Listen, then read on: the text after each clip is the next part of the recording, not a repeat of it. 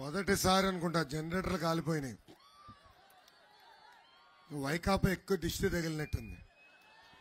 ఈ దెబ్బకి దిష్టి అంతా పోయింది. వేదికమైన పెద్దలందరికీ పేరు పేరున నా ఉదయపూర్వక నమస్కారాలు. ఈ సమావేశానికి విచ్చేసిన నా కుటుంబ సభ్యులు సమానమైన తెలుగుదేశం పార్టీ కార్యకర్తలందరికీ శిరసు వంచి పాదాభివందనాలు చేసుకుంటున్నాను.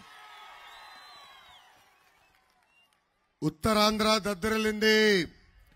ఉత్తరాంధ్ర యూత్ పవర్ అదిరిపోయింది. ఉద్యమాలు పోరాటాల గడ్డ ఈ ఉత్తరాంధ్ర గడ్డ. వచ్చే ఎన్నికల్లో అదే ఫ్యాన్ కి కరెంటు షాక్ ఇచ్చేదానికి ఉత్తరాంధ్ర ప్రజలు సిద్ధంగా ఉన్నారు. విజయనగరం జిల్లా పేరు చెప్పగానే మనకు గుర్తొచ్చేది రాజసం. పైడి తల్లి అమ్మవారి ఆలయం ఉన్న పుణ్యభూమి విజయనగరం. మన్యం వీరుడు శ్రీ అల్లూరి సీతారామరాజు గారు నడిచిన నేల ఈ విజయనగరం నేల. ఇంత పవిత్ర నేలపై ఈ రోజు నేను మీతో మాట్లాడతాం నా అదృష్టంగా భావిస్తున్నాను. మన ముఖ్యమంత్రి జగన్ కి కొత్త జబ్బు వచ్చిందండి. ఆ జబ్బు పేరు డయేరియా. నమ్మట్లేదా? డయేరియా వచ్చింది. కావాలంటే తాడేపల్లి కొంప దగ్గరికి వెళ్ళి పరీక్షలు నిర్వహిద్దాం. నేను ఒకే ఒక ఉదాహరణ ఇస్తా. ఇది ఎంత చెత్త ప్రభుత్వం తేల్చి చెప్పేదానికి.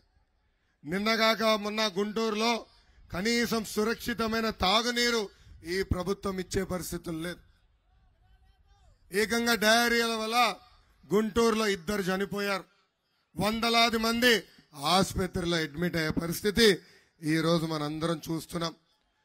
ఇంత జరుగుతున్నా కూడా ఈ దున్నపోతు ప్రభుత్వం నిద్ర లేసే పరిస్థితి లేదు. ఇంతమంది చనిపోతున్నా ప్రభుత్వం కనీసం ఒక్కసారి సమీక్ష చేసే పరిస్థితి లేదు.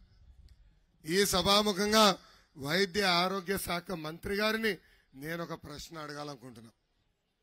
తెలుగుదేశం పార్టీ మహానాడులో మీరు ఆనాడు చంద్రబాబు నాయుడు గారు నాటిన తులసి మొక్క అన్నారే, ఇప్పుడు జగన్ పెంచిన గంజాయి మొక్కగా ఎలా మారారో ప్రజలకి దయచేసి చెప్పమని నేను అడుగుతున్నా.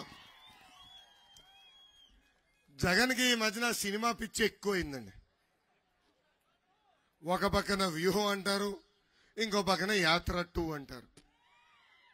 వాళ్ళ సొంత పార్టీ ఎమ్మెల్యే టికెట్లు కొనిచ్చి డబ్బులు ఇచ్చి కార్యకర్తలకి వెళ్ళి సినిమా చూడండి అంటే వైకాపా పని అయిపోయింది, అంతమే యాత్ర మొదలవుతుంది, మాకు సినిమా వద్దు బాబు అంటున్నారు.